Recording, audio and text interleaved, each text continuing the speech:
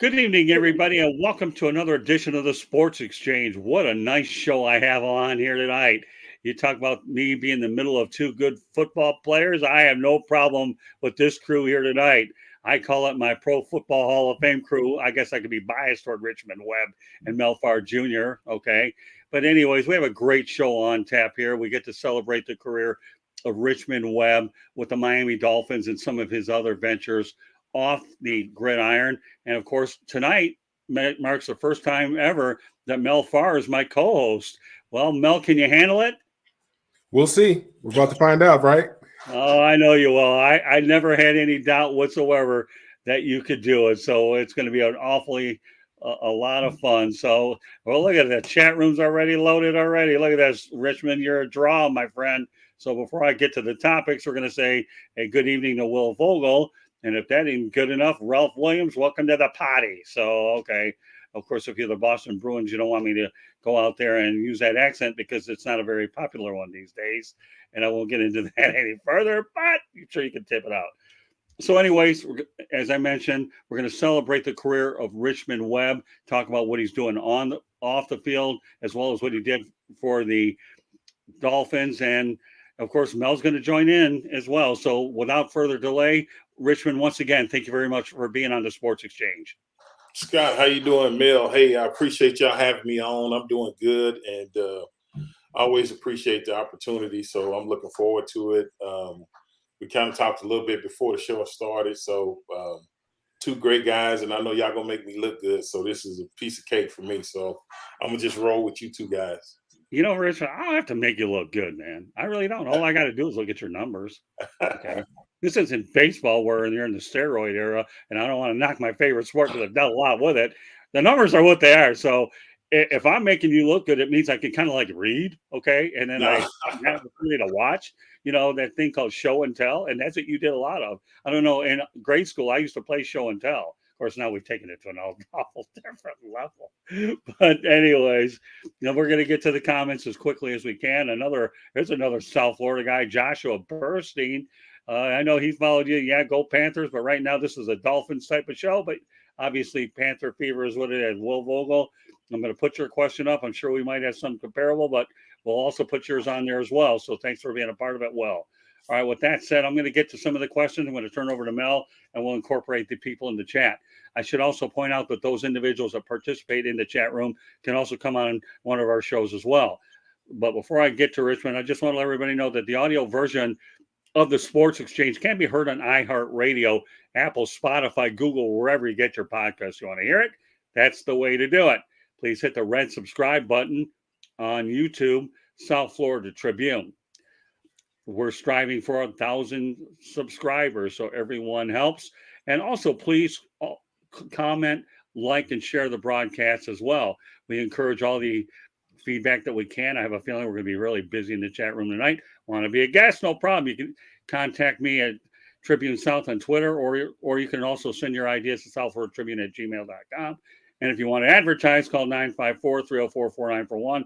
We are live on Facebook, LinkedIn, Twitter, and YouTube. All right. Had to get the promotional stuff out there, Richmond. So might as well get it over with and get to you. All right.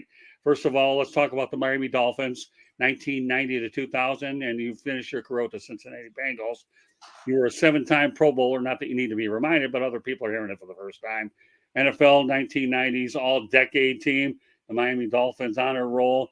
So do you feel that your day will come in Canton, Ohio, and you'll be a member of the Pro Football Hall of Fame? Yeah, I think so. I think my resume kind of speaks for itself. It's just right.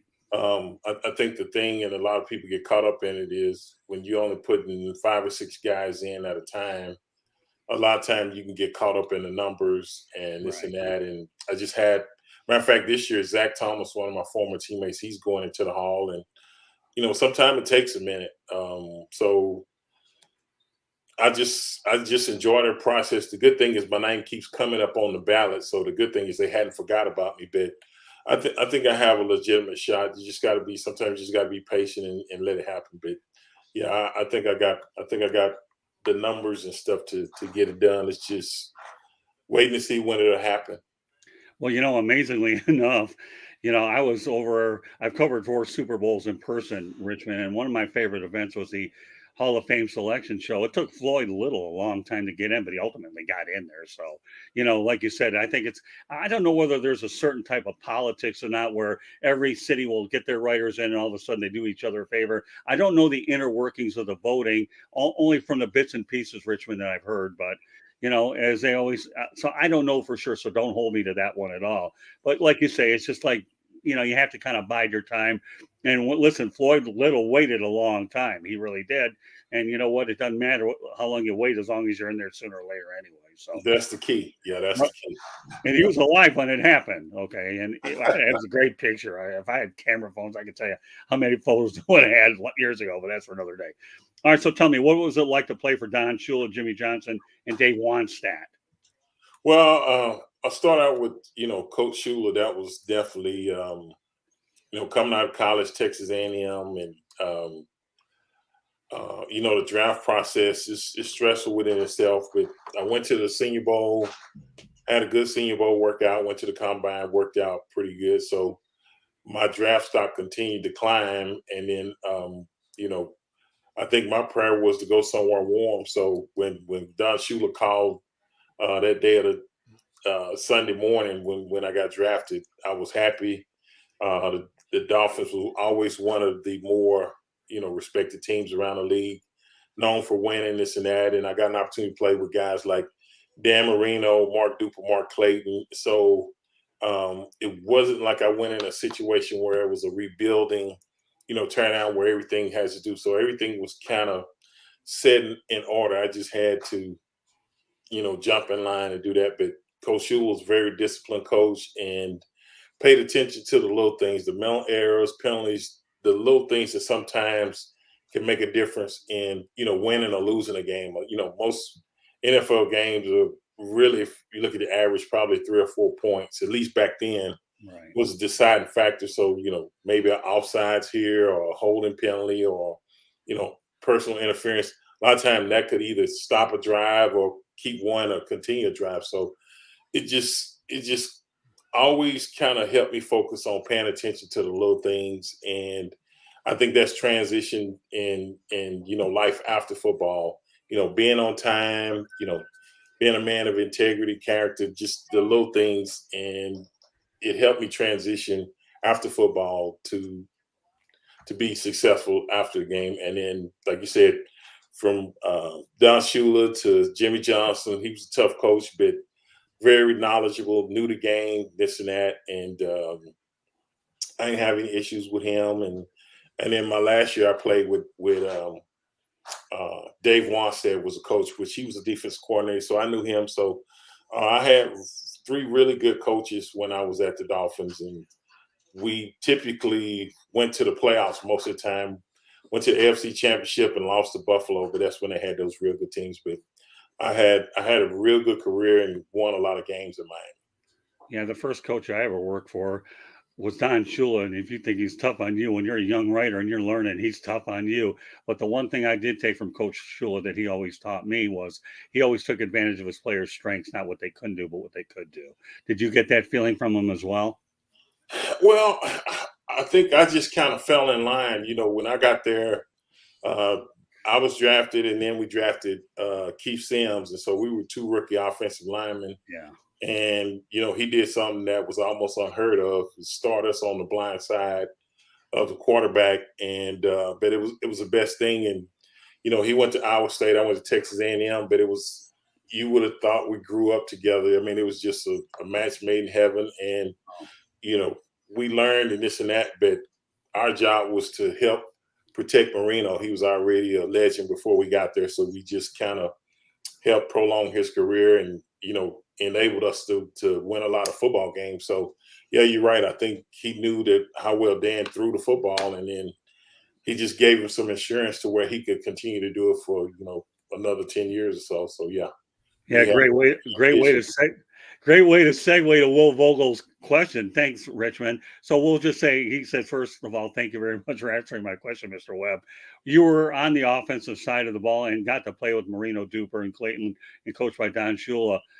How cool was that? I mean, it's one thing to, I like the way Will words the question, how cool was that? Because, as a player, you have an opportunity to go out there and play for an iconic coach. I mean, and I preface the word cool because, you being a player in that situation.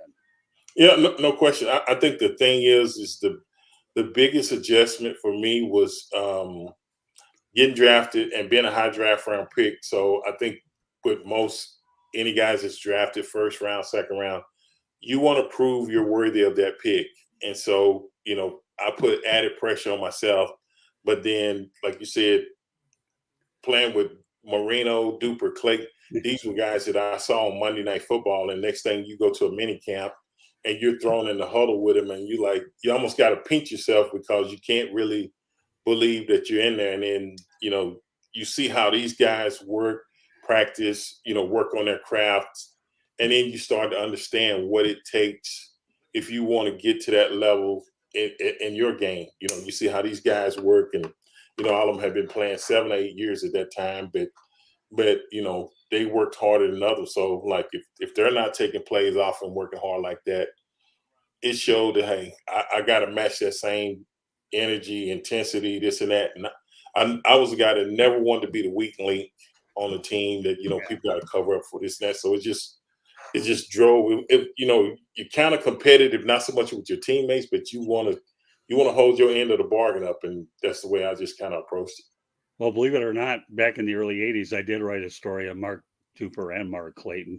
And Mark Clayton I believe it was an 8th-round pick out of Louisville, or a later round pick out of Louisville. So, all right, next question is, let's talk about the highlights of your career. Okay. Go ahead. What are they? Well, like you say, I went to the Pro Bowl 7 times. I went as a rookie.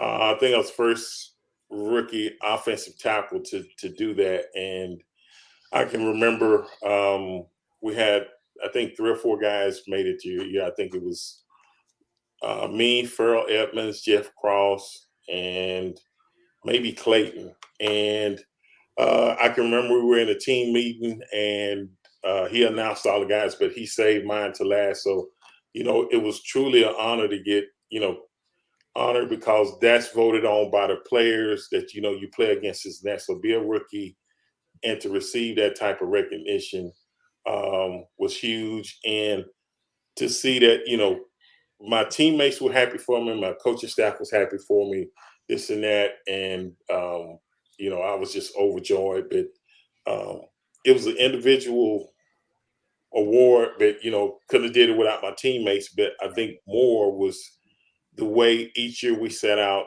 to win a division or make the playoff. That was our goal every year. So the bar was always set high. So in order to do that, like I said, when you seen how those guys worked, that's why I think I had success. I worked hard. I was fortunate. God blessed me with talent, but I worked hard at the same time. You can be given talent, but if you kind of slack and don't do what you're supposed to do, you're not going to maximize your potential. But allowed me to have that consecutive streak and help my team win a lot of football games. So that was truly an honor.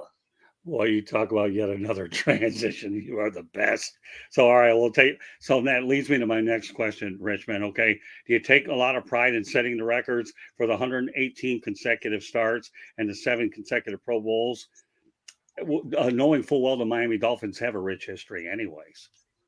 Yeah. On the consecutive starts, I really didn't.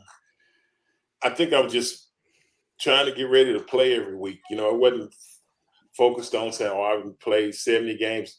I didn't focus on it. I just focused on, okay, well, we got Buffalo this week, or we got Detroit this week, or, the Jets this week. Who am I playing against? Watching film on the player that, I had to play against. And before you know it, then they say, oh, you've played all these games. And you think about it, but you don't really think about it. So, I mean, that was a huge accomplishment.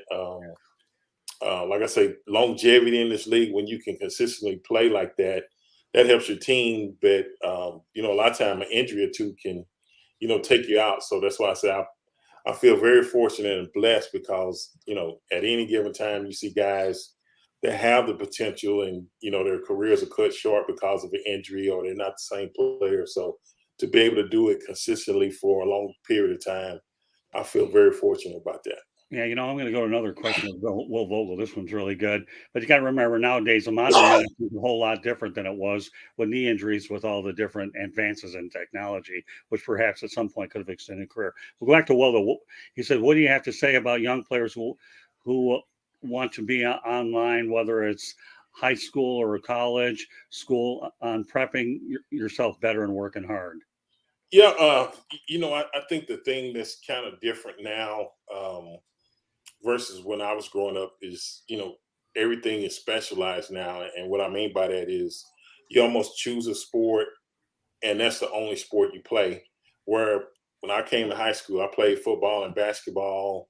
A lot of guys play multiple sports, and now it seems like you find very few athletes that kind of do that. But for me, I think that was instrumental in developing me to become offensive tackle because I played center on the basketball team and just, shuffling your feet, lateral movement, this and that. So for me, I think really cross training at a different sport is good because you use different muscle memories and stuff. But now it's Right. almost, if you play this sport, you're training almost year round, even Mhm. from high school, it's an out, and you get the technical side of it. But for me, I still think it's good to kind of mix an opposite sport in there because it just trains different muscles. If I was a receiver, I could see, even playing basketball, even baseball, because it teaches you how to judge the ball in the air when you play baseball. Right. You just don't think about it, but that's why I think it's good to play different sports because it just helps. But it's everything's changed now, so it's a little different. But yeah, just work hard at it. If you're gonna be an offensive lineman, the footwork, you got to be able to pass block because that's what everybody's doing now. College, nobody kind of runs the football back like they did back in the '90s and stuff when I played. So it's more of a pass happy, league. So you just got to be prepared to do that. But yeah, just you got to put the work in. That's what I always tell people. Okay, let's talk about your life after football. I know you own a company called GBM Enterprises LLC. So tell me, and now that you've become a businessman in Houston, so how is that venture going for you? Everything's going good. I think the thing is, I've tried a few things. I was in the wastewater business for a little bit. That was interesting, but I kind of went back to just real estate. I kind of like that. Got some rental properties, invested in some small strip centers, stuff like that. So Right. um, I like the aspect of it, but I think what I truly like is meeting people and networking and just building that. And that's what I've always told my daughters. That's something I didn't do right out of college was, Mhm. I just focused on working, training football and stuff like that. But really, when you start to network and you meet people, it's Right. not all about your qualifications. It's all about sometimes who you know, they kind of get a feel for you, you get a feel for them, and a lot of times you're invited to the table to, different deals and stuff like that. So I always try to stress for them, the importance of networking and being with people, and that's almost a lost art now because everybody's on their phones. They either tweet or they don't. People don't talk. It's social media. It's almost it's people almost drawn within themselves instead of kind of communicating with people. So with them being from the younger generation, I try to force them to say, no, you got to Right.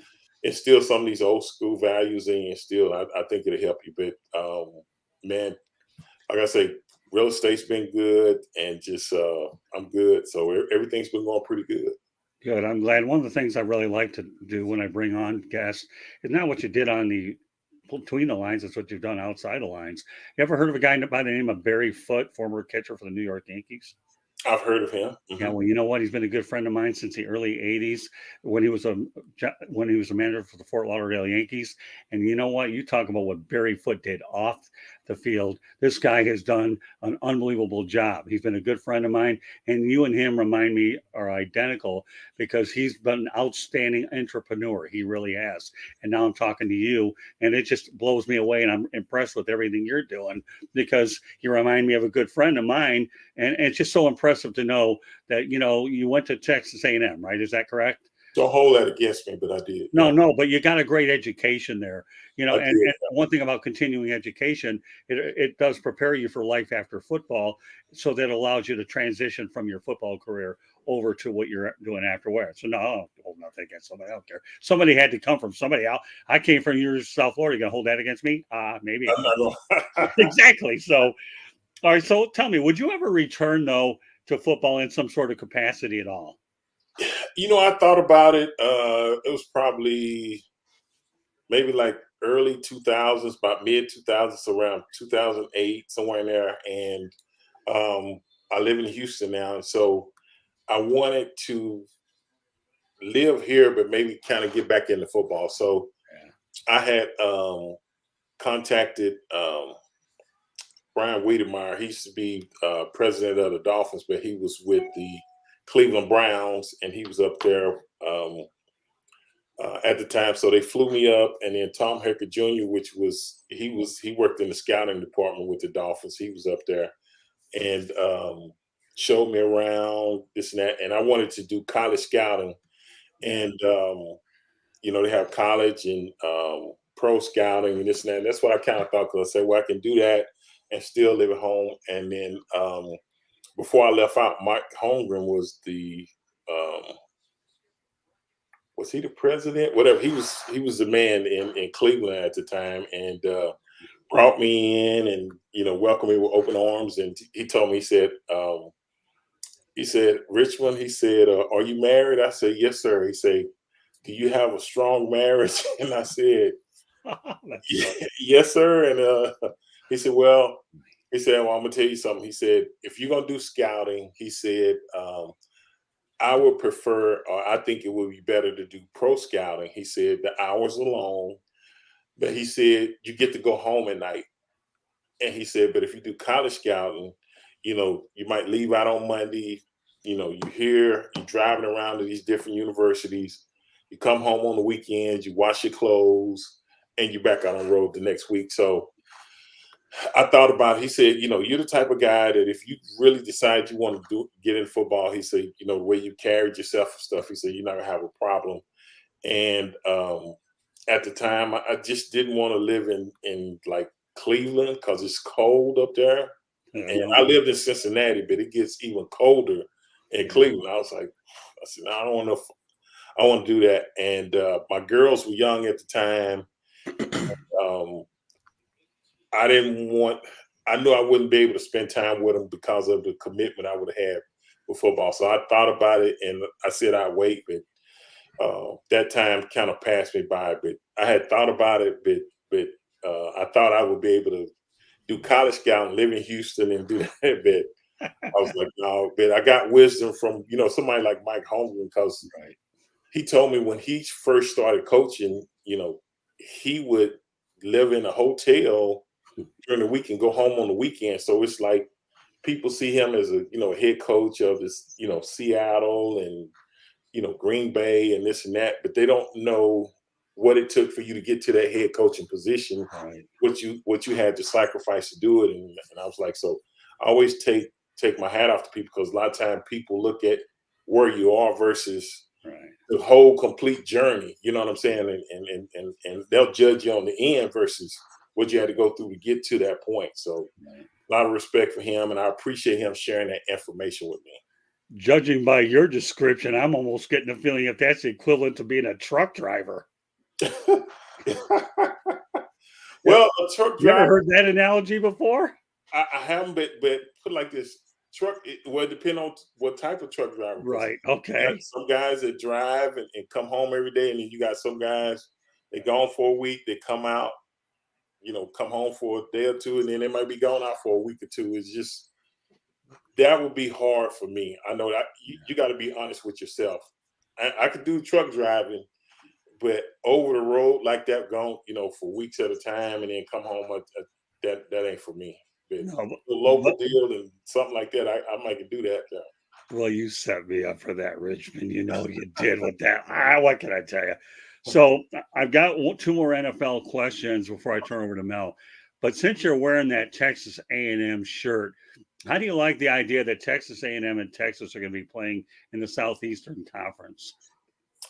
Yeah, that should be interesting again. I mean, I can remember back when I was in college, and that was the game that you could lose all the rest of them, but you wanted to beat Texas, just for the Right. bragging rights and this and that. And it's not going to take long to renew that rivalry. And also, University of Oklahoma is also coming to the SEC. So Yeah. I'm thinking they will probably pair A&M and Texas in the same division where you can have that old school rivalry again. I think it's just good for TV ratings and this and that. So I'm looking forward to it. I got some bunch of my Aggie buddies, and I got a few Longhorns that I bump heads with every now and then. So it'll be interesting, and we can go back and forth on Twitter and social media. So that should be pretty cool. Well, I'll just say one thing. This is my personal opinion. Take it for whatever it's worth.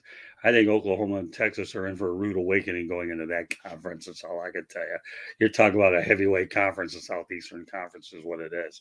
2 football questions before I turn over to Mel. How would you describe today's NFL? Like I said, I think they throw the football a little bit more. The game definitely has changed, and I think it's due to the salaries that are paid now, especially with quarterbacks and stuff like that. Mm-hmm. Back when I played, you could touch them up a little bit more, where you can't go low. Not saying I want anybody to go low on them, but you got to stay up high. If you accidentally hit them in the face, it's a personal foul, this and that. So they really protect that position, and then also the way that they really did a good job of trying to focus on player safety. Some of the stuff that when I play, it should be a receiver come across the middle, you was gonna get hit regardless of what. You didn't have as much, trash talking from the receivers and stuff, but it's different. But man, a receiver come across the middle, they was gonna unload on him regardless because they wanted him to remember every time you come through here, we're gonna do that. And so it was an intimidation factor, which I think a lot of time it works. And even in college football, you get the targeting rule, this and that, and it's tough sometimes because I understand what they're doing, but a lot of time when you go on full speed, it's almost impossible to slow down and not that you're trying to hurt nobody, but it's just two guys that strong and fast moving, and the impact is eventually gonna happen. But it's changed, and I understand that, but it was a little hard at first because you used to the way you used to play the game and the way they play it now. But I had to refocus and say it's basically for player safety. And I know like some of the guys that I've played with, you see them with the head trauma or speech issues and stuff like that it definitely affected them. So I understand what they're doing, and I can appreciate that. Well, I have a question that I know you'll like to answer, but let's welcome Smoking Jeremy. He's our comic of the network here, so he says hello to us. And now this guy here is from the Detroit area as well, kneecap biting. He calls today's NFL soft SWAFT. There you go. He's old school. I already know where he at when he say that. He's old school. Yeah, it's just this guy. If you ever get on a show with him, I guarantee you won't be answering questions. You'll be laughing as hard as you can. He even had me knock my hat off one time. It's so funny. All right, one more question, then I'm going to turn over to Mel. How many yards did Dan Marino go ahead and get in today's NFL? Oh, well, before I got there, he threw close to 5,000 yards. So in this era, the way they iron it out now, and the way, 55, 6,000 is just he would be so happy if he could play in this league right now, especially the way the leagues and stuff. Yeah, he would eat it up. Yeah, he would eat it up. So I think the way to summarize Dan Marino would be like a kid out of a candy store in this league for sure, wouldn't it? And wouldn't let the candy store close. Yeah, he wouldn't be ready to go home. Yeah, he'd like to get some more of that. That's it. All right, well, Mel deserves a gold medal for being patient, but he doesn't have to be patient anymore because I'm going to turn it over to Mel. Go ahead, Mel. Hey, Richmond, we really appreciate you coming on and taking time out of your evening to spend some time with us. Real quick question. Well, a few quick questions. We talked a little bit about Texas A&M, and 2022. I think they had the best incoming freshman class that money could buy. What do you think about Texas A&M's chances for competing for an SEC championship and the things that Jimbo Fisher has done there since he's gotten there? Yeah, I'm not gonna lie, Mel. Thanks, man. I appreciate y'all having me on the show. Great question. Last year was rough. I think the expectations was extremely high because we had the #1 recruiting class. I think what you got to sometimes consider is, even though you got the #1 recruiting class, how many of those guys are actually ready to play and transition from high school to college? Not making excuses, but we played 3 quarterbacks last year. 2 of them got hurt, so it was rough and lost games that we shouldn't have lost. That made it rough. So 2022 was rough for me. I don't know about the rest of the Aggies. I'm sure they weren't happy, but definitely didn't meet expectations. But I think toward the end of the year, Connor Wheaton, he was the quarterback. He was a freshman out of Houston here. And they kind of put together the last 2 or 3 games. And so I believe he's going to be the starter this year. And the offensive line should be better.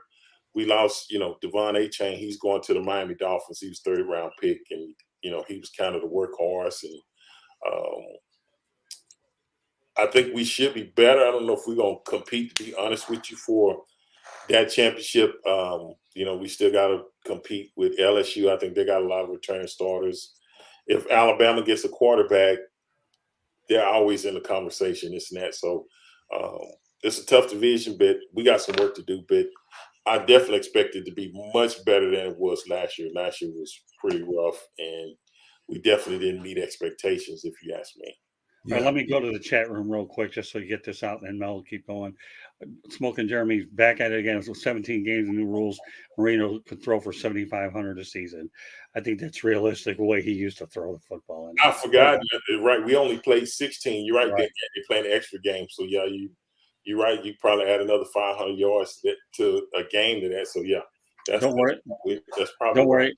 Don't worry, Richmond. The next time you come on the show, Smoking Jeremy hears it. He'll be a part of it, so you can deal with this character. He's as funny and knowledgeable as they get. Go ahead, Mel. Continue. Yeah, and you're right about that. You bring up a good point about freshmen being ready to play. I think, when we all go to college, when we're all recruited, we only see the starters who, on TV, we see the starters, who are the starters, but you don't realize who the backups are and the guys who have been in the program for a long period of time. And, it really comes down to trust. The coaches has to trust that you're going to go out there and do what you're supposed to do when you're supposed to do it. And these guys that have been in the program, they've been there a long time. So there's a trust, there's a relationship that these coaches have with these players. Me and my brother were talking about that when you see all these kids going into the portal. And I wanted 2 questions here. What do you think about the transfer portal? And what is your opinion on NIL? This is and you bring up a great point. And let me insert myself in today's game, if I'm just going to be honest with you. So I can remember you brought up a great point. Highly recruited out of high school and signed with Texas A&M. And so actually I was a defensive lineman coming out, and they coaches told me, oh, you'll be second string when you get there. This and that. And so I get there, and they had moved a couple of guys from outside linebacker to D-line, and I was like 3rd string, and I wasn't really getting that many reps. And, you don't find out, but I tell kids, I say, when you're getting recruited, that's the honeymoon stage. They're going to tell you what you want to hear to get you there, because they know that you're a good player, but sometimes it takes development. Like I was 240 coming out of high school, which really I needed to put on weight, bulk up, and this and that. But I can remember getting frustrated and because I wasn't playing and this and that. And, they had guys just as big as me, this and that there. And so if I was probably now, I probably would have got frustrated, and my parents would have probably told me but I would have probably had those same issues of not being mature enough to say, hey, stick it out, this and that, because everybody's telling you that now you're getting money, and you say, well, I can just go somewhere else. It's not, especially if you're highly recruited.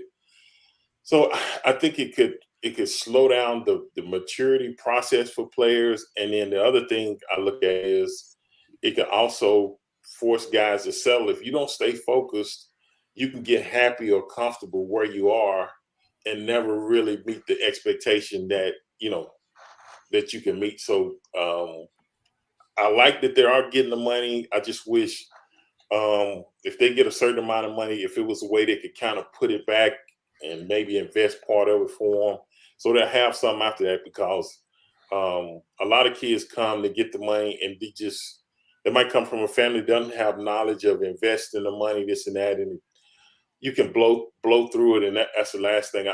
I don't want to hear a bunch of horror stories about kids that got money, because most people say, well, they got all this money, they should have some left. But if you're not educated on investing or how to manage money and stuff like that, I don't care who you are, you'll run through it. And that's my only concern. I like that they are getting the money. It's just I wish that they would stay focused on the goal.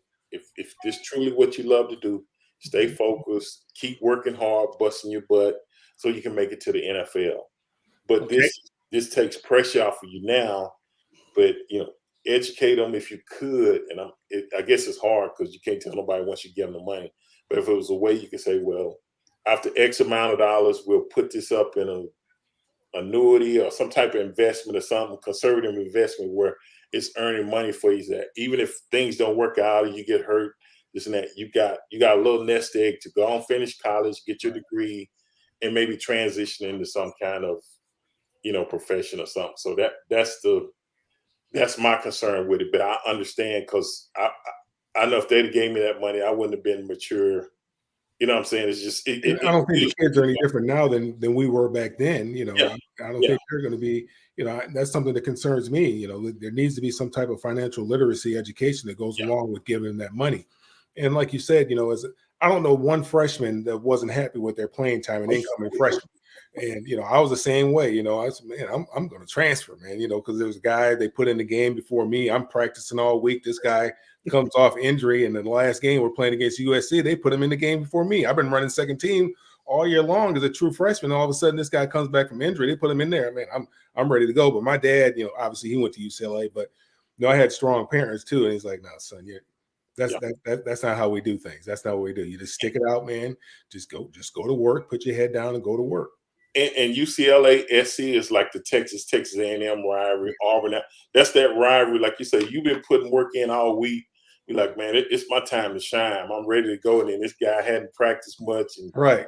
come in and they put him there. You be like, oh man, I can't. Yeah, I Yeah, got you on that. I'm ready. Hey, look here, I'm ready to get out of here. But I'm glad the transfer portal wasn't around me, because that would have been the worst mistake, the worst mistake that I could have made, man. That the worst decision I would have made at that particular time. All right. So you know what we got to do? We got to go back to the chat room and then keep it going, Mel. I mean, I owe it to these people to put their comments up anyhow. So all right, we'll go back to Smoking Jeremy V. All right, it's the #1 recruiting class. I think he means in 3 years the school has a fantastic time. 9 out of 10 times, if I'm reading it right. Yeah, he says 3 years. So we're just going to whip through those a little bit. Well, not like that. Okay. And then we'll go to what else he has to say. Oh, you guys alluded to the portal. Now caters for both the arriving school and the player. So there you go. So that's everything that you guys more or less talked about. All right, Mel, continue on, please. You said you're a fan of the game and you watched the game, and obviously I'm sure you watched the Dolphins a little bit. And we talked about this on one of the shows earlier in the year about your quarterback situation with Tua Tagovailoa. And I'm just wondering, what, we talked about, if I were him, what would I do? And, what do you, obviously, how do you feel about him as a quarterback? And then given his history and the type of injury, it's not that he's necessarily injury prone, but just the type of injury that he's been dealing with. What kind of advice what would you do in that type of situation? And I know it's difficult to say what you would put yourself in that situation, because as football players, we're like warriors. But if that was your son, what kind of advice how would you advise him? Well, I think the thing is, and you're right, is you don't know. And then previously before him, that's when all the CTE start coming out the last step. So you hear all that. And then I think the thing that really stood out with Tua Tagovailoa was he had the concussions, but when it was a Sunday night prime time, or was it Thursday night game?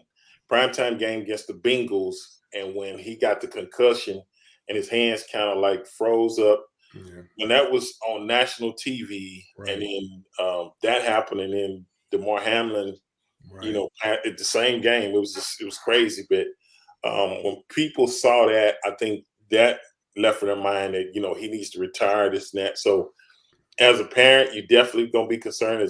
As a person that's playing, you're gonna be concerned. I think what they did after he got one later on, I think it was maybe against Green Bay later in the year, they kind of shut him down, and I think they just took extra precautions. Say, hey, we're not gonna play him anymore this year.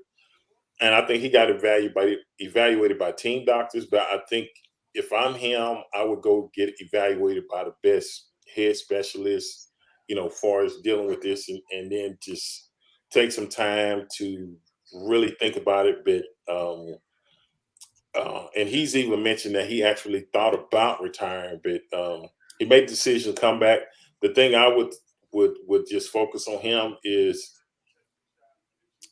take what you can get sometime. And I'm not saying tuck and hold up, but I'm just saying I think as a quarterback, sometimes you're not going to be able to drive the ball down there every time. So sometimes a successful drive is 2 first downs.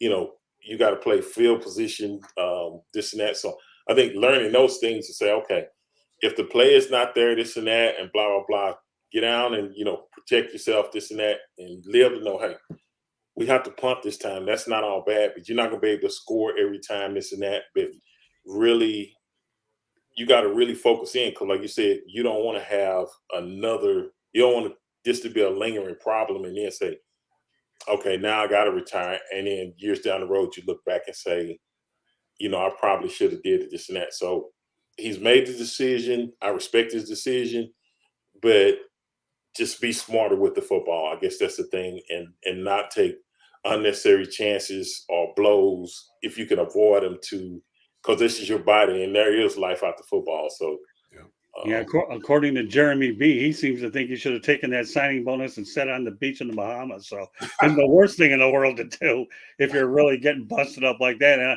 who am I saying about concussions too, Richmond? Because I've had a couple, and I have to get one of those Botox shots on Thursday, and I'm not looking forward to it. I suffered a couple, and you can't kid around about head injuries, because nobody should ever take them lightly when you're listening to this show, for sure. Yeah, and I think that's the difference today. They got the little tent that they bring you. They take your helmet and this and that. Back when me and Mel played, you might get a stinger or a little daze, and you'd be like, man, I got to shake it off. And so I'm sure we played with more concussions than, was ever reported. So, it was almost like, you got to be a tough man mentally. You show you that, and then people say, oh, he's soft, or he's a glass jar or something. He's easily broken or whatever. But yeah, it was just, I'm glad it's kind of changing, because they realize not during your playing career, but years after, the effects that it has. And I think that's why I say I had to struggle with to say we played it a certain way, but now I understand. But when it first happened, I was like, oh man, this and that, blah, blah, blah. But it's actually for the best for the player. So I get that now. Yeah, we talked about it with Scott before. I was telling him when I went to UCLA, I wore bike helmets in high school. And I got to UCLA, we're wearing Rydell helmets. And man, every time I hit with a Rydell, man, I'd get a headache. I kept Anderson in my socks because I get a headache. And I said, hey, I went to the equipment manager. Can I get a bike helmet? I said, no, there's a lawsuit going on with bike. The only way you can get a bike helmet is if you get a concussion. Well, the last game we're playing against University of Miami in the Fiesta Bowl opening kickoff, I got concussed. And, I went to the sidelines. I didn't know where I was at and all that kind of stuff. I was probably out about 10, 15 minutes. And then once you come to, you go back in the game. But my first thing was I went over to the trainer. I was like, hey, I can get a bike helmet. He's like, yep, you can get a bike. After that, I never had no problems. But, I never had a problem. We were taught to hit with our head. Put your helmet right underneath the chin. That's how we were taught to hit.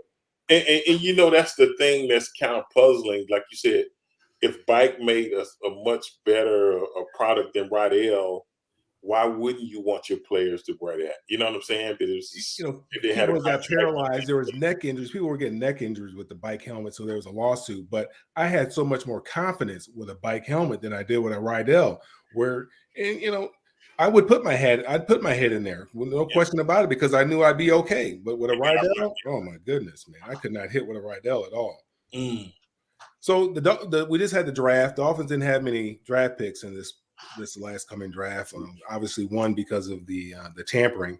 But what did you think of their draft haul with the 4 picks that they did have? Yeah, I thought they did pretty good. Like you said, the tampering, and then we brought in Tyreek Hill, and then we brought in Chubb, the outside linebacker. So we had made some moves with teams before that to where we knew we wouldn't have those picks, but we got the defensive back out of South Carolina. Yep. We got Devon A. Chain, which is another speedster. I mean, we probably got one of the fastest rosters in the NFL right now. Without question, yeah.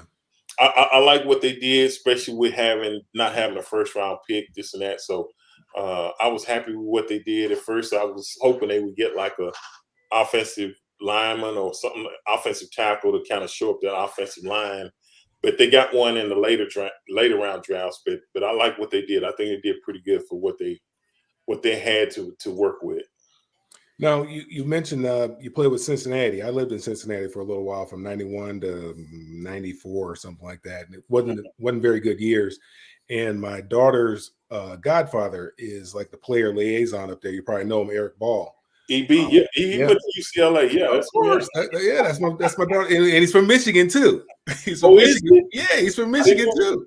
I didn't know he was from Michigan. Okay. Yeah, me and Eric have known each other from high school. Him and his wife were just down here probably about a month ago, and we spent some time together. But yeah, that's my daughter's godfather. I say what's up, man, when you talk to him. I will definitely do that. So the Bengals, I don't know how good they were. Who was your coach back then? Was it Marvin Lewis was there then, or was it? I left right before Marvin. I was with Dick LeBeau. Okay. And they were walling around in futility for a little while there, especially when I was living down there in Cincinnati. But they've they got themselves a quarterback, which we know is now, with the way the game is played, that's the most important position that there is on the football field. But do you follow them any? What did you think about their draft? Obviously, their fortunes have changed since they drafted Joe Burrow. They've gone to a Super Bowl. They've been very, very successful. What do you think about the Bengals and what they've been doing? I think they've done a tremendous job. Like you said, they brought in Joe Burrow, Chase, and Mixon was the running back. But they changed the dynamic. And I tell people this, I played those 2 years up there, but some of the most loyal fans that I ever been around. And like you said, I can remember in the 90s, I know they didn't go to the playoffs. And so when I got there in 2001, and but I always had great players. I played with like Corey Dillon, Willie Anderson, Takeo Spikes. They had players. It's just they didn't put it all together. But what was surprising to me, in Miami, if we would lose sometime, it was always something to go to the beach. You start cutting out third quarter or whatever. Or we always had to deal with being in Miami. It seemed like if we would play the Jets, the Giants, the teams up north, sometimes Chicago, teams like that, a lot of the I call them snowbirds, will come down to Miami for, when it got cold up there. And so they would be Dolphin fans until, like you said, Chicago or the Giants. And then look around, you like, man, where all these people come from? Right. They just flew down. And so that's still their team. So I understood that. But man, I think we went 6-10 my first year. But I mean, we would lose a game and then we would go and they would be so happy and so proud. And I was like, man, y'all really got a good fan base. So I could appreciate it, which I had something to compare it to. I mean, Dolphins got a great fan base, but just the loyalty that they showed. And so when I actually, they had a chance to go to the Super Bowl, and I just thought it was great for that fan base, the Who Dat Nation and all that. So I was truly happy for them. They've definitely turned it around, and it had been bad for a long time, but now they're enjoying the fruits of their labor. So I'm happy for them. Yeah, Well, you're talking about the NFL draft. Let me incorporate 4 other teams. All right, Mel got around to the Dolphins, so let's talk about break them down one at a time. The Texans. What are your thoughts about the draft that they had, Richmond? I thought they had a good draft. They got a new coach, D'Amico Ryans, Right, Stroud, the quarterback out of Ohio State, and then to move up and then take Will Anderson out of Alabama. I thought that was real aggressive. That caught, I think, not only me, but a lot of people off, because from what I was hearing here in Houston was that they're not going to select the quarterback. They're going defense, this and that. And then when they took quarterback from Ohio State, I was like, okay. And then before breaking news, the Texans got traded for the 3rd pick and then come back and get it. I was like, okay. So I like what they did. They've been aggressive. Even the draft they had last year, they took, I think they had maybe 2 first-round picks. They took Stingley out of LSU and Green, the offensive guard out of A&M first round. And then I think in the 3rd round, maybe the running back out of Florida. So they got some really good young players. They just got to kind of put it together. But yeah, it was aggressive. I like what they did. So now we got to go to the Eagles, and I think the punchline here is Philly Bulldogs. Is that what they've been saying out on the web? I mean, but really, the Philly, and then to make matters more interesting, they added DeAndre Swift as well. So let's talk about what the Philadelphia Eagles did over the weekend. Yeah, I mean, if you look at it, if you watch the Super Bowl, I mean, hats off to Kansas City, but I think Kansas City was smart not to give the Eagles any time left on the football, during that game, because it was almost whoever had the football at the end. But the moves they made, they're in position, I think, to go right back. They should go deep in the playoffs again, barring injury, whatever. They got hurt, signed. I think the offensive line is still intact. They was it the running back out of Alabama? Is that where he went to? Trying to think. Gibbs went to Detroit. Detroit. They got Swift. Why they got Swift? Because I was like, when they did it, I said, okay. And then like the day after they traded him, and I said, man, I traded him to Philly Bulldogs. I was like, okay, so I like what they did, and Detroit had a really good draft as well. Yeah, I was going to ask you to elaborate on that. Yeah. So talk about the Lions draft, and I know Jeremy V's calling Philadelphia UGA North. He talks about loving Damian Pierce as well, but talk about Richmond, the Detroit Lions draft as well, if you may, please. And what I noticed about Detroit, and I watched them last year, and Dan Campbell is an Aggie. He's a head coach, and then Aaron Glenn is an Aggie as well. So I pay attention to them. But if you go back, and even if you're not a Lions fan, if you go back and look at the games, they lost close games all the first half of the season. I'm like, within a field goal. So they was in every game. They just didn't close it. Right. But you look at the second half, they got it together. And I think teams are fortunate that they didn't make it into the playoffs, because they was playing really good football at the end. They peaked at the right time. If they would have won another game or two early on that they lost, they've been in the playoffs. And once you get a team that's hot like that, that's in a rhythm and playing good football, they're hard to deal with. So I like what they did as well. Like the running back from Alabama, right? They added pieces to the puzzle, this and that. So I think they head in the right direction too. And then Column is at the Jets now.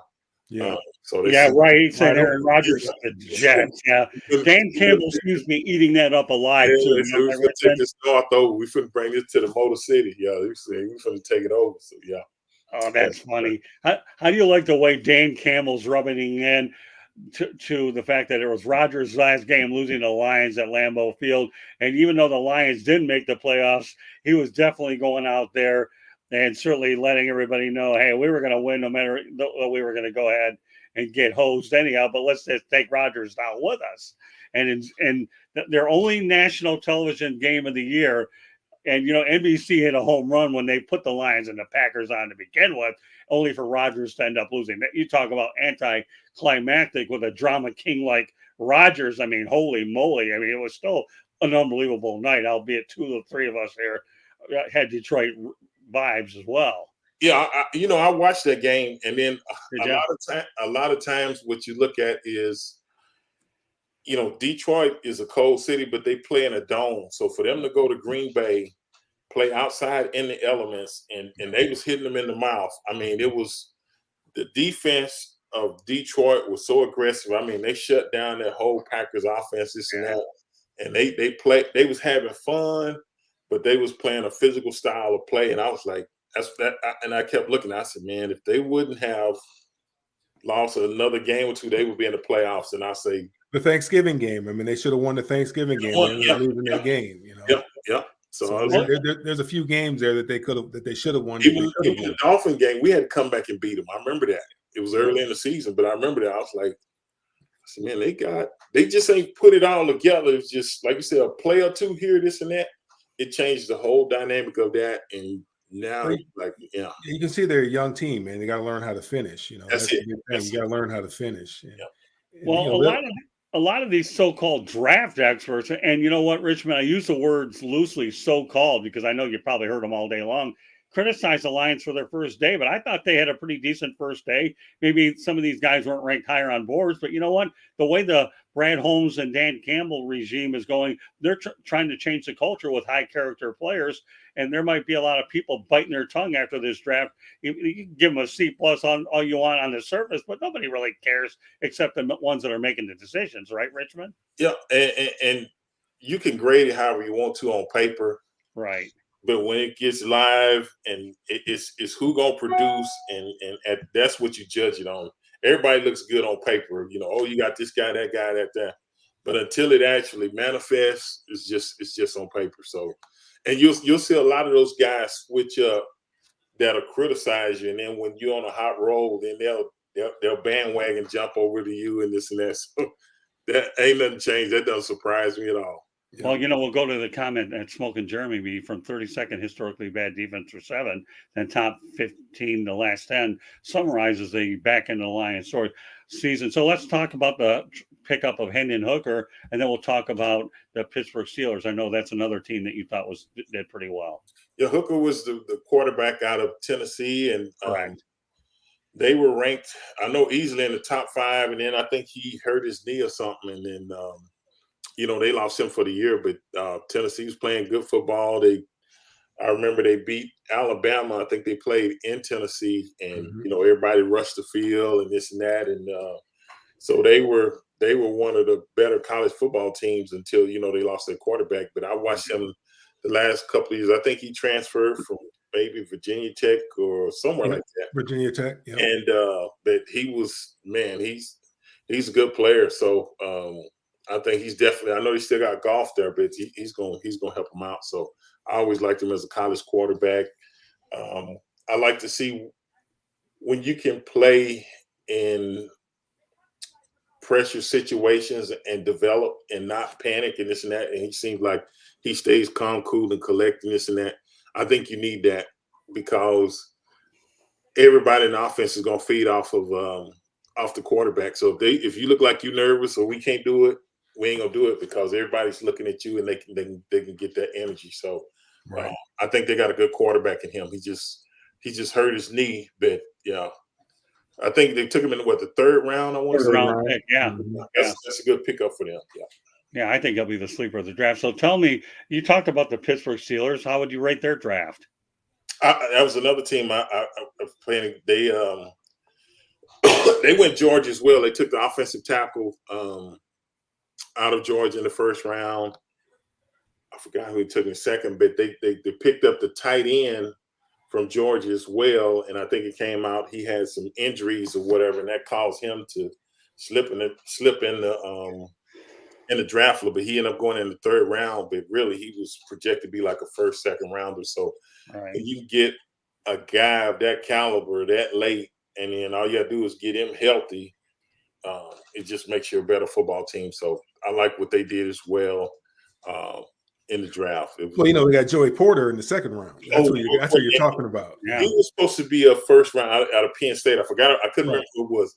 Joey Porter Jr. he was projected to be a 1st round and slipped to early 2nd round. So you possibly get, with your top 3 picks, you possibly get 3 caliber guys as 1st round picks. I mean, that's huge. So, yeah. All right. Well, Smoking Jeremy B says the top drafts include Philly, Kansas City, Texans, Steelers, Detroit. You know, IMO. I'm trying to digest that one. In my opinion, yeah. In my opinion, okay, there you're better with those things than I am. So let's talk about. Well, there you go. In my opinion, I learned something from Richmond. Thank you very much. All right, one of the few things I pick up here with all these little abbreviations. I got a good one though for you. GMTA. You know what that stands for, Richmond? That's on with like time, man. GMT. Great minds think alike. Oh, okay. You know, Mel knows I get that one. So let's talk about the Miami. I knew I was going to get you. Hey, you know what? There's never a time that I have a GMT analogy, and Mel's been around me a long time. Where's he going to throw it somewhere in the show, especially with somebody brand new? All right, let's talk about the Miami Dolphins. Are you in touch with the Dolphins a lot? And in what direction? How do you like the direction that the Dolphins are trending? I like the way I like the pieces they added. Like I said, I think the key issue is Tua staying healthy. Right. I like the fact that they brought in Vic Fangio as a defensive coordinator, Jalen Ramsey and X is your corner. So the things they can do in the passing game, and then you got Chubbs and Jalen Phillips. If you get your pass rush going with two shutdown corners, it could be really interesting. So if everybody stays healthy and pans out, and we can keep Tua healthy along with Jalen Waddle, and we got the cheetah and this and that, and he almost had 2,000 yards, even though Tua missed 3 or 4 games last year. So, and that was Mike McDaniel's first year as a head coach. And the other thing is bringing in Fangio. He's had some head coaching experience. So when you can add quality people like that to your staff and stuff like that, I love what they're doing. So main thing is just keeping everybody healthy and developing the players and making progress and taking another step. Because, like you said, Buffalo was the best team in there, and then Aaron Rodgers just went to the Jets. They've had some pretty good deals, so it should be a pretty competitive NFC East. But hey, you got to deal with the hand you dealt. But I like what they did, so we should be in pretty good shape. And here's some other comments by Smoking Jeremy B. He alluded to what you said. Joey Porter needs to learn to not use his hands in man coverage. He excels in zone coverage because that is his breed, the bread and butter of the Penn State University defense. And we'll go back to his other comment. Then we'll have some closing thoughts. Patriots got a steal at 17 with Christian Gonzalez. Pretty hard to debate that. So, Mel, any other questions for Richmond? Yeah, I just have one. We talked about it. We alluded to it a little bit. The game, how it's changed from when you and I played. I got drafted in 1998, and in 1988 rather, I got drafted in 1988. In 1988, you could bring as many guys into camp as you wanted to, and I was drafted by Denver, and he came from that Dallas Cowboy kind of philosophy Dan Reeves did, where you invite 150 guys into camp. Guys were getting cut every day on the way to breakfast. And, it was kind of attrition. We hit all the time. Two things. Do you think that the lack of contact that they have during training camp and even during the season, I mean, we hit all the time. And we had 2-a-days for 6 weeks, where, when I went to camp, we had 2-a-days for 6 weeks. We went to Greeley, Colorado. And it was up there near some kind of cow farm or something like that. And you had the manure smell first thing in the morning, and it was just god awful, and it was hot. Yeah. But it was 6 weeks of nonstop hitting. I mean, when my first year there, and I was kind of in awe. Tony Dorsett got traded there. I'm like, man, in junior high school, I wore your number. I thought I was, and I'm like, looking at it, I'm like, man, this little bitty guy, man, was raising all that sand. I mean, this little bitty guy. Because if you ever meet Tony, he's a little guy. Yeah. But do you think, number one, injuries? Do you think the lack of hitting? Because we always talk about you got to build up that callus on your body. Do you think the lack of hitting attributes to more injuries? And then the money is so much different than when we played. You think it's easier or tougher to coach these guys now with the money? Because Dan Reeves was a disciplinarian, like you talked about, about Don Shula, and you get fined for everything. Then I played for John Robinson, who was a guy. He said, "I'm gonna treat you guys all like men until show me otherwise." We live in LA. We know there's traffic. If you're late, just come on in and sit down. And I'm not going to say anything, but if I see it's a problem, it becomes a habit, then we'll have to have a conversation about it and discuss it. He didn't have a whole lot of rules. He didn't have a whole lot of rules where another guy, if you were a pound overweight, it was $50, all kind of rules. If you went off sides, you're going to be running or you're going to get fined, all kind of rules for everything. Do you think it's tougher now with the money to coach players now? And then do you think because of the lack of hitting that is one of the reasons why we see some of the injuries, particularly to, like a running back? Yeah, I do think the lack of hitting does play a factor, I think, in a lot of the injuries we have now. And I'll say this: you're right. We had the 6-day or 2 days, and I can remember toward the end, and I think this was maybe about 99 or somewhere like that. I was playing, and I held out that year because I ain't have a contract, and I signed right before the season. I wasn't in physical shape, but my body felt so much better because I think with 2 days, 6 weeks of it, that's too much. You're just tearing your body down. I do that, maybe 1 a day, this and that. And I'm not saying it's got to be 6 weeks, but I think it definitely helps with you getting your pad level down. If it's some technique things you got to work on, especially in the offensive line, defensive line, if you got to work on, pass blocking or run blocking, you can't do it. That's just something you just can't do in shorts and helmets and this and that. And even back when we played, I think it was certain teams that would kind of do that during training camp. And then you had like the 49ers. And then I think when Shanahan came to Denver, he came from that 49er tree. And a lot of times they wouldn't do a lot of hitting during the season. It was quick. But you kind of corrected everything during training camp to where you can pull the pads off. And then I think Holmgren came out from under that. So, but I think the way they do it now, they don't hardly hit at all, period. So I'm like, if you're struggling in an area where you need to get that technique side, it's almost like you can't get it. Or if you're a backup player and you need to work on, getting better, how do you do it? Because you never have pads on. So it's like, it should be a balance. I'm not saying it should go back to the old way, but they need to do a little bit more hitting. I think that would eliminate a lot of the injuries. And then on the second part, that was the thing about free agency. You almost got to try to be a really good judge of character of the guys you kind of bring in, this and that, because if you sign a guy to a big time contract and he bring in the wrong energy, he can be a cancer to the team. He can divide the team, this and that. And you're almost stuck with him for a couple of years so because the salary cap forces you to act like you got to take such a big hit. So it's like now you're like, I'm stuck with him a couple of years. So it does make it harder to, if you bring in the wrong guy, it can jack up everything. But I think for the most part, I think it depends on the organization you go to. Some guys, I think they pretty much respect, and it's just like you said, just like with Coach Robinson in college, you got coaches like that. They respect you. They treat you as a man and this and that, and they have success with it. You got to kind of do what works for you. And, if you need to be a Tom Landry or Shula, then you got to, if that works that bit, you got to figure out players you got to draft. Yeah. Mm-hmm. All right, so let's go back to the chat room because obviously you guys are speaking, and obviously we'll bring these points that Jeremy mentioned on the forefront. Lower resident running back in the show, he makes some great points about the soft practices. So that's what you guys are talking about.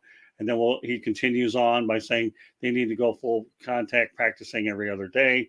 So, yeah, that pretty much reinforces what you guys are talking about as well. You don't need to go full contact. What we did, in Richmond will tell you, shorts and shoulder pads is just like full pads. I mean, back in the day, I didn't wear no knee pads and thigh pads and stuff like that because you're just trying to be as light as you possibly can. That was important for me, is to be able to run all day long, more so than being strong, even though I was already strong. But you got to be able to run all day. But I watched two of the best go at it day in and day out, and that's Jackie Slater and Kevin Green. And man, the battles that they would have, man, just, and we John Robinson was a big believer in getting your work in and getting out, getting off your feet. Practices weren't going to be more than an hour and a half long. We're going to get in, get our work done, and get off our feet. And during the season, during training camp, we practice hard. But during the season, it was shorts and shoulder pads for the most part. Very seldom did we practice in full pads, but really shorts and shoulder pads is just like full go. You just don't go to the ground. Right. But you can get a lot of work done with shorts and shoulder pads. I So, agree.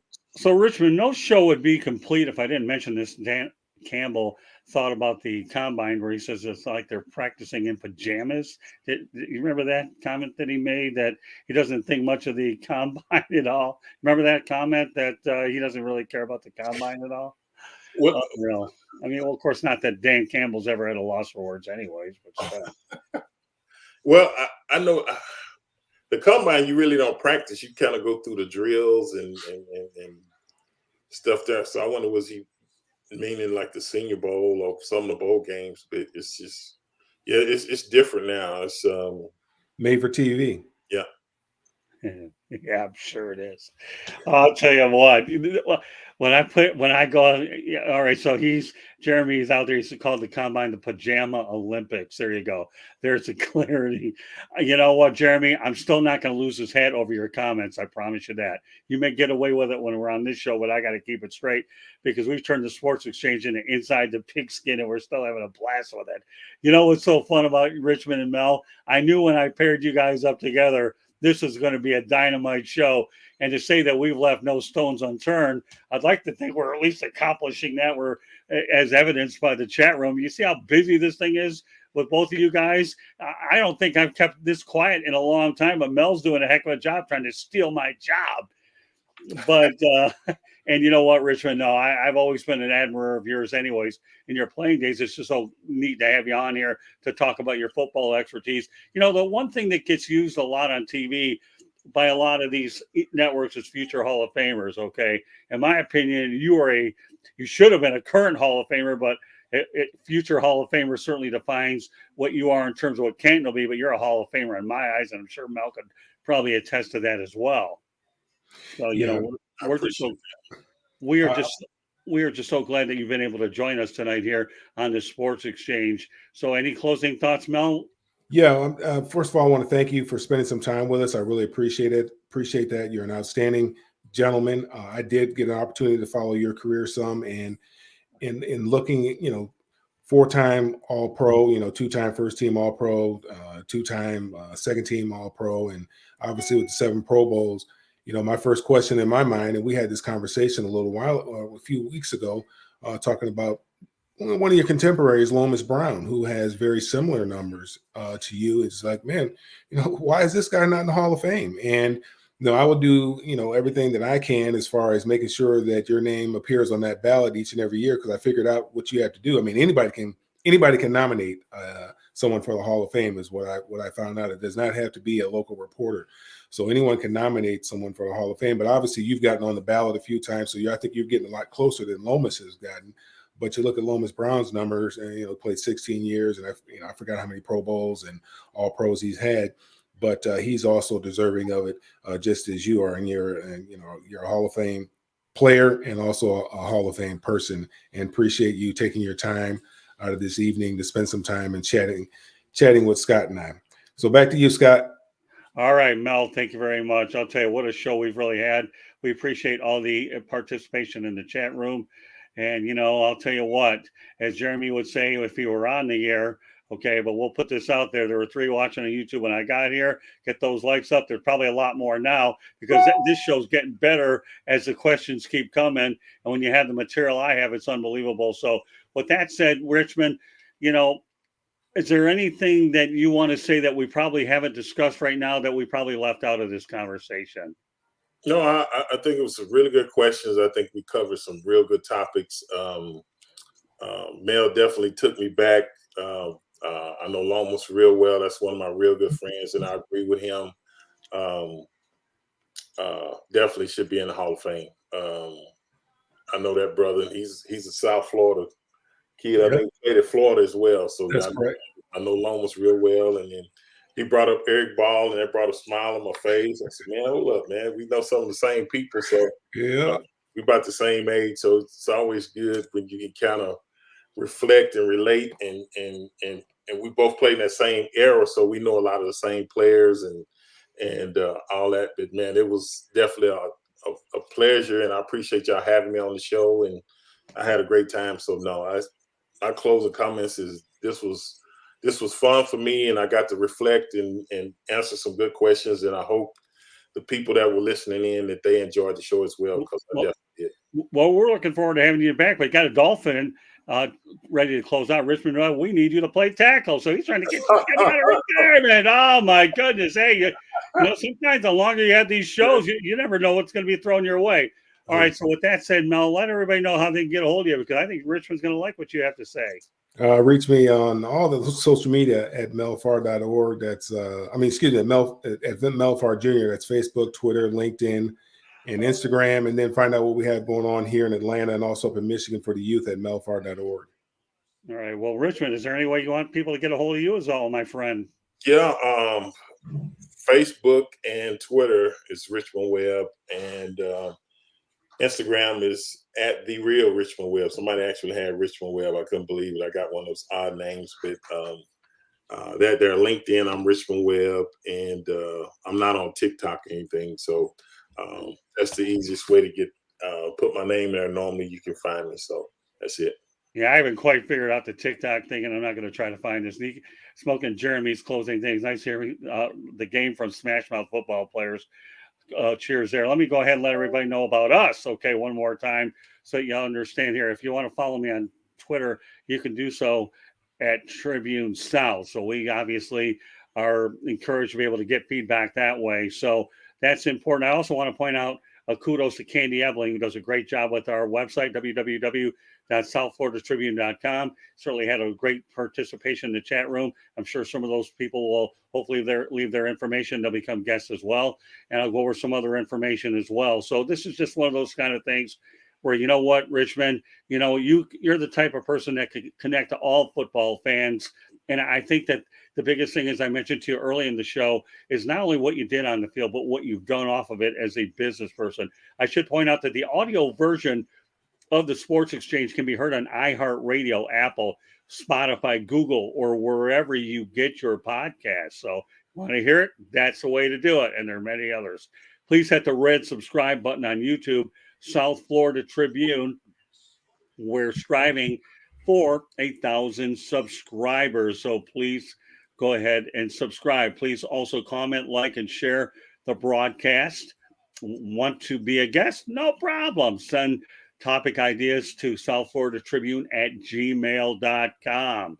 So there's a lot of different ways that you can come on there as well. If you want to advertise, no problem. Call me at 954-304-4941.